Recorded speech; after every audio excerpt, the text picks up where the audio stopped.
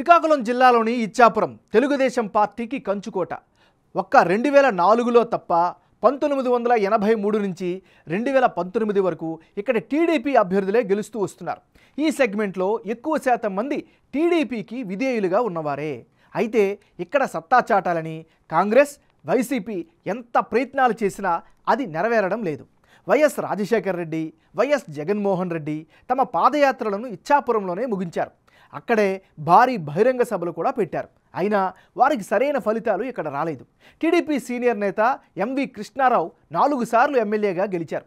ప్రస్తుతం టీడీపీ నుంచి బెందలాం అశోక్ 3వ సారి టీడీపీ నుంచి పోటీ చేస్తున్నారు.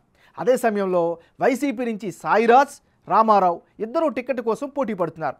అసలు ఈసారి అభ్యర్థులపై ఇచ్చాపురం జనం ఏమనుకుంటున్నారు? వచ్చే ఎన్నికల్లో ఎవరికి ఎక్కువ ఎడ్జ్ ఉంది అన్న విషయాలను తెలుసుకునే ముందు ఓసారి 2019 ఎన్నికల ఫలితాలను విశ్లేషిద్దాం.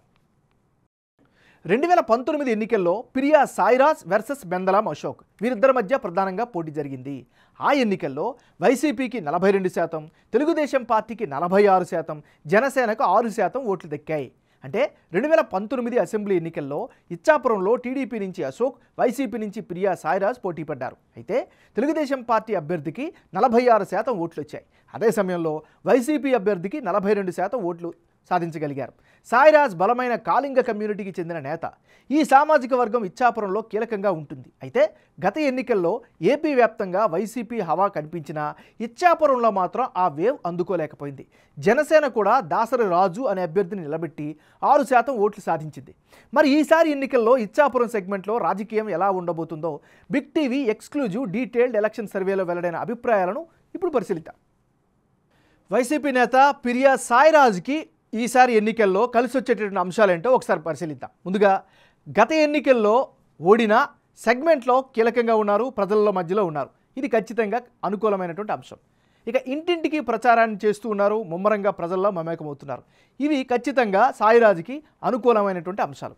మరి పిరియా సాయిరాజుకు మైనస్ పాయింట్స్ ఏంటో గమనిస్తే ఖచ్చితంగా బెందలాం అశోకుడు హవాను అడ్డుకునే కెపాసిటీ ఉందా అనేటటువంటి అనుమానం అయితే సర్వత్రా వ్యక్తమవుతుంది. ఇది ఈయనకి సంబంధించినటువంటి ప్లస్లు, మైనస్లు. వైసీపీకి చెందినటువంటి మరో నాయకుడు నర్తు రామారావు. మరి నర్తు రామారావుకి ఈసారి అనుకూలమయ్యేటటువంటి అంశాలు ఏమిటి? వైసీపీలో మొదటి నుంచి కొనసాగుతున్నారు, కీ రోల్ పోషిస్తున్నారు. సో ఇది రాజకీయంగా కలిసి వచ్చిన అంశం. నెక్స్ట్ ఎమ్మెల్సీగా బాధ్యతలు నిర్వర్తిస్తుండడం కూడా రాజకీయంగా అనుకూలమైనటువంటి ఫ్యాక్టర్స్. మరి నర్తు రామారావుకి మైనస్ అయ్యేటువంటి అంశాలు ఏంటి? గ్రౌండ్ లెవెల్లో పెద్దగా యాక్టివ్గా లేకపోవడమే ప్రధానమైనటువంటి అడ్డంకిగా కనిపిస్తోంది. ఇది ఈయనకి సంబంధించినటువంటి పాజిటివ్స్, మైనస్లు. తెలుగుదేశం పార్టీకి చెందినటువంటి నాయకుడు సిట్టింగ్ ఎమ్మెల్యే బెందలాం అశోక్.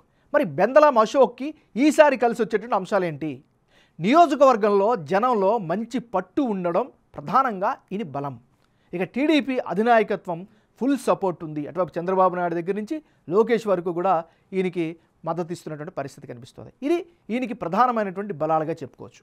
మరి బెందలాం అశోక్ ఉండేటువంటి మైనస్ పాయింట్స్ ఏంటి కానీ పరిశీలిస్తే నియోజకవర్గంలో పెద్దగా అభివృద్ధి జరగకపోవడమే ప్రధానమైనటువంటి మైనస్. మరోవైపు స్పెషల్ ఫండ్స్ ఏవి తీసుకురాలేకపోవడం కూడా మరో లోపంగా చెప్పుకోవచ్చు. ఇది ఈయనకి సంబంధించినటువంటి ప్లస్లు, మైనస్లు.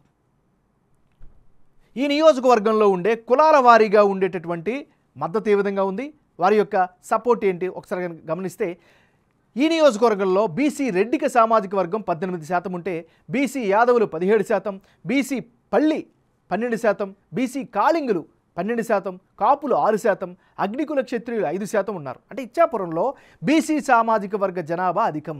ఇందులో ఉపవర్గాల్లో కొన్ని చాలా బలంగా ఉన్నాయి. బీసీ రెడ్డిక వర్గంలో 60% మంది టీడీపీ, జనసేన ఉమ్మడి అభ్యర్థికి, 35% వైసీపీకి, 5% ఇతరులకు సపోర్ట్ ఇస్తామని చెబుతున్నారు. బీసీ యాదవుల్లో 40% తెలుగుదేశం, జనసేనకు, 55% వైసీపీకి, 5% ఇతరులకు మద్దతు ఇస్తామని బిగ్ టీవీ సర్వేలో తెలియజేశారు.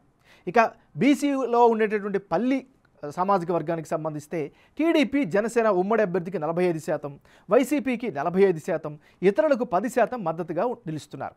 ఇక కాళింగ సామాజిక వర్గంలో టీడీపీ వైసీపీలకు చెరో 50% మంది సపోర్ట్ ఇస్తామని సర్వేలో తమ అభిప్రాయంగా చెప్పారు. కాపు సామాజిక వర్గంలో 50% మంది టీడీపీకి, 45% మంది వైసీపీకి, 5% మంది ఇతరులకు సపోర్ట్ ఇస్తామంటున్నారు. అటు అగ్నికుల క్షత్రియ వర్గానికి చెందిన వారిలో 45% తెలుగుదేశానికి, 45% వైసీపీకి, 10% ఇతరులకు సపోర్ట్గా ఉంటామని చెబుతున్నారు.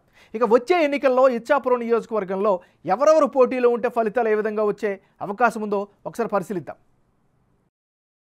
పిరియా సాయిరాజ్ వర్సెస్ అశోక్ బెందలాం, వీళ్ళిద్దరి మధ్య కనుక పోటీ జరిగితే ఎలాంటి రిజల్ట్స్ వచ్చే అవకాశం ఉంది? వీళ్ళిద్దరి కాంబినేషన్లో వైసీపీకి 45%, తెలుగుదేశం పార్టీకి 49%, ఇతరులకు 6% ఓట్లు దక్కే అవకాశాలు కనిపిస్తున్నాయి. అంటే ఇచ్చాపురంలో ఇప్పటికిప్పుడు ఎన్నికలు జరిగితే టీడీపీ అభ్యర్థికే ఎక్కువ ఎడ్జ్ కనిపిస్తున్నట్లు బిగ్ టీవీ ఎలక్షన్ సర్వేలో వెల్లడైంది. వైసీపీ నుంచి ప్రియా సాయిరాజ్ పోటీలో ఉంటే టీడీపీ అభ్యర్థి బెందలాం అశోక్కు 49% ఓట్లు వచ్చే అవకాశాలు కనిపిస్తున్నాయి. అలాగే సాయిరాజ్కు 45% ఓట్లు వచ్చే అవకాశాలు ఉన్నట్లుగా సర్వే ద్వారా అర్థమవుతోంది. వైసీపీ అభ్యర్థిగా నర్తు రామారావు పోటీ చేస్తే ఆయనకి వ్యతిరేకంగా అశోక్ బెందలాం పోటీకి దిగితే అప్పుడు వైసీపీకి 42%, తెలుగుదేశం పార్టీకి ఏకంగా 52%, ఇతరులకు 6% ఓట్లు దక్కే ఛాన్సెస్ కనిపిస్తున్నాయి. ఎందుకంటే మరోవైపు వైసీపీ నుంచి ఇచ్చాపురం సెగ్మెంట్లో నర్తు రామారావు బరిలో ఉన్నా మరింత మెజారిటీతో టీడీపీ గెలిచే అవకాశాలే ఎక్కువగా ఉన్నాయని బిగ్ టీవీ సర్వేలో తెలుస్తోంది. నర్తు రామారావు వైసీపీ నుంచి పోటీ చేస్తే 42% ఓట్లు రాబట్టే అవకాశం ఉందని, అదే సమయంలో టీడీపీ అభ్యర్థి అశోక్ బెందలాం 52% ఓట్లు సాధించే ఛాన్సెస్ ఉన్నాయని బిగ్ టీవీ సర్వేలో వెల్లడైంది. మరోవైపు ఇతరులకు 6% ఓట్లు దక్కించుకునే అవకాశాలు కూడా కనిపిస్తున్నాయి.